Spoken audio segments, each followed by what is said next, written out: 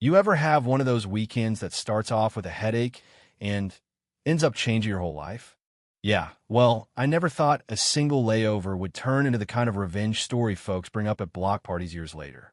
But buckle up because this is the tale of how my tired family, two screaming toddlers, my exhausted wife, and yours truly, got kicked out of the airport lounge by the queen of all HOA Karens and ended up walking away with lifetime passes, while her whole world came crashing down in front of a couple hundred stunned onlookers. You think that sounds wild? Trust me, you haven't heard the half of it. So let me set the scene. It's last March, and we're stuck in Dallas after our flight to Tokyo gets canned because of some freak winter storm. For hours to kill, two cranky kids who just needed somewhere clean to sit, free snacks, and a bathroom that didn't smell like a truck stop. Doesn't sound like too much to ask, right? I'm Executive Platinum with American, which means the Admirals Club is practically my second living room. So I swipe us in, find a big couch by the window, and start doing the parent shuffle with goldfish crackers and juice boxes, hoping we could just blend into the background for a while. But nope, here comes trouble. I hear this sharp click-clack, and when I look up, there she is, Victoria Langford. Yeah, that Victoria, my actual next-door neighbor from the HOA back home, decked out in Chanel and just oozing superiority. This is the same woman who fined me $250 for leaving my garbage bin out a few minutes past pickup day. The one who crawls our cul-de-sac in her Range Rover like she's guarding Fort Knox. And now, here she is, strutting up with murder in her eyes, pointing at my daughter's spilled juice box like it's some kind of biohazard.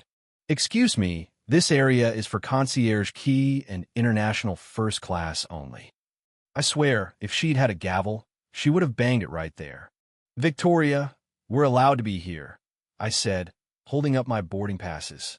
She didn't even look, just waved over two security agents, all smug, like she's got the airline on speed dial. These people are not elite members, she snipped. They're disturbing actual paying customers. Remove them. My wife squeezed my hand so hard I thought she might break it, and my son started bawling, eyes wide from all the commotion. The agents looked like they'd rather be anywhere else. But Victoria was relentless, pulling out the I'm a million-miler card and basically daring them to cross her. Now, I'll be honest, something inside me snapped. I stood up, made my voice steady, and let it carry so everyone could hear. Are you telling me American Airlines is kicking out an executive platinum family with toddlers because one passenger doesn't like kids? And you could see the gears turning in people's heads. Victoria just crossed her arms, smirked, and hit us with, "This lounge has standards, and clearly your family doesn't meet them." That was her mistake. Next thing I know, the lounge manager comes jogging over. Victoria launches into this Oscar-worthy performance. Fake tears, claiming we're harassing her, the whole 9 yards. The manager looks at my passes, then at Victoria, and asks for her name and membership number for the report. Victoria puffs up like a peacock and practically spells her last name out in all caps, Langford. That's when the manager's face totally changes.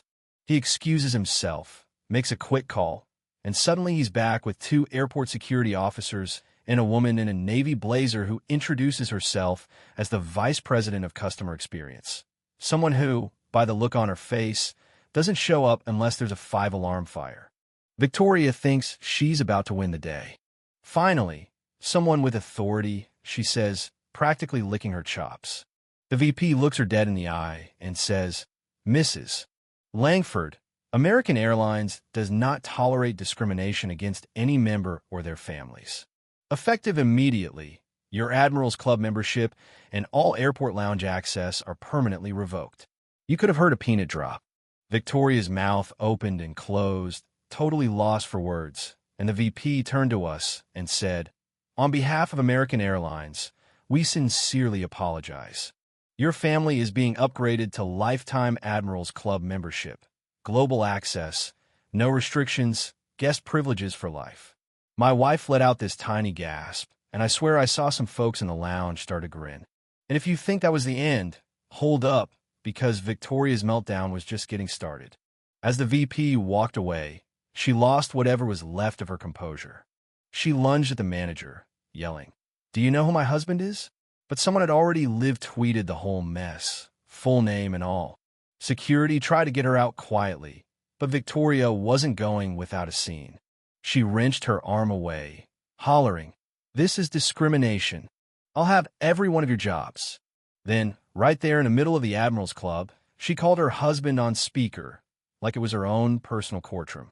"Richard, they're throwing me out because of some welfare family with sticky children. Get the lawyers," she shrieked. You could hear Richard sigh through the phone. Then he just says, "Victoria, where exactly are you?" She blurted it out. "American Airlines, Admirals Club, Concourse D." Long pause. Then Richard just drops the nuke. "That's impossible. I canceled your membership last quarter when I found the $47,000 you charged in first-class tickets for your book club friends. You've been sneaking in on my account this whole time." You could see her face just drain of color, right through her spray tan. She started stammering, but Richard just hammered the final nail. "Sign the divorce papers when you get home, Victoria, and good luck finding another concierge key to pay for your lifestyle." She hung up, surrounded by a sea of phones filming her meltdown, and tried to fake faint into a leather armchair. Except she misjudged and went face first into a tray of complimentary hummus. At that point, security had to physically carry her out, kicking and screaming that she'd sue every last person in the building. My kids thought it was better than the circus, and my wife was shaking with laughter now, not fear.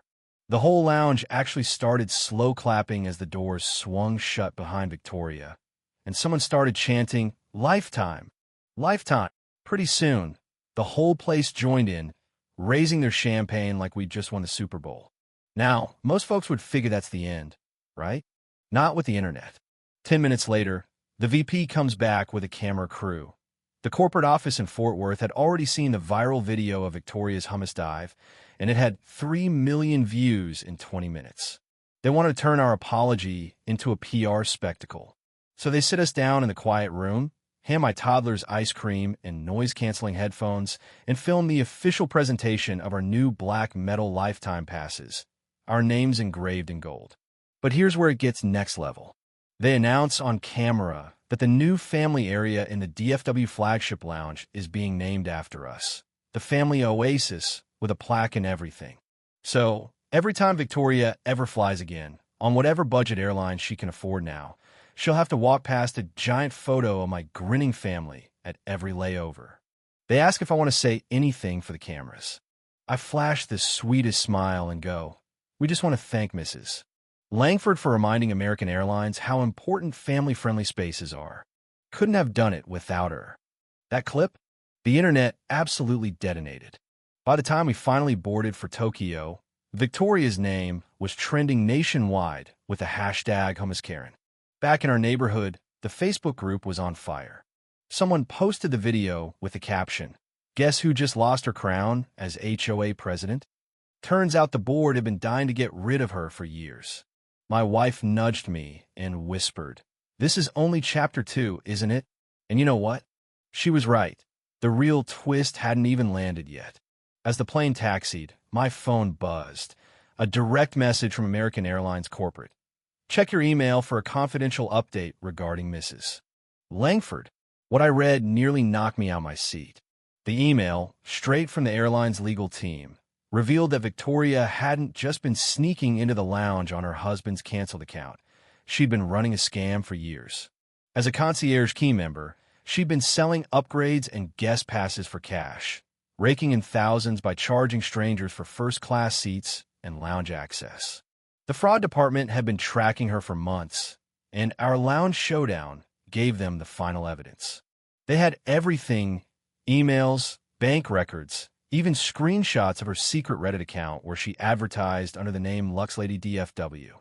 That viral hummus dive?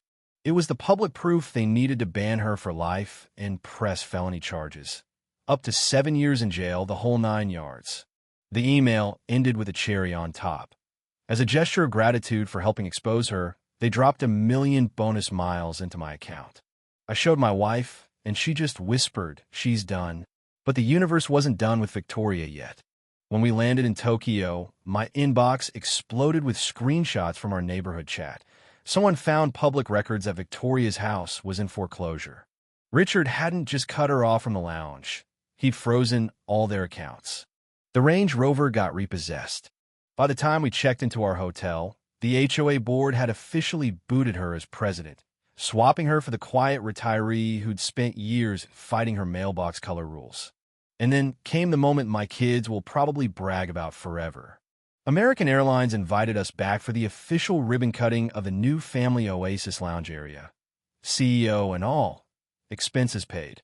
They wrote a press release about a new era of family-friendly travel inspired by one family's resilience. Victoria's name was all over it as a cautionary tale. The story blew up CNN, Forbes, Reddit threads with tens of thousands of upvotes. But nothing topped the feeling a week later, sitting on my porch back home, sipping coffee, when a U-Haul pulled up to Victoria's McMansion. No Chanel, no heels, just sweatpants and a baseball cap, packing boxes with a guy who looked like he'd rather be anywhere else. Word on the street was she'd moved to a one-bedroom apartment across town. As she drove past, I raised my coffee mug and smiled. She didn't wave back. At the ribbon cutting, my daughter got a hold of the giant scissors, my son high-fived the CEO, and our plaque gleamed under the lounge lights. The new area had everything: play zones, nursing rooms, goldfish cracker snack bars.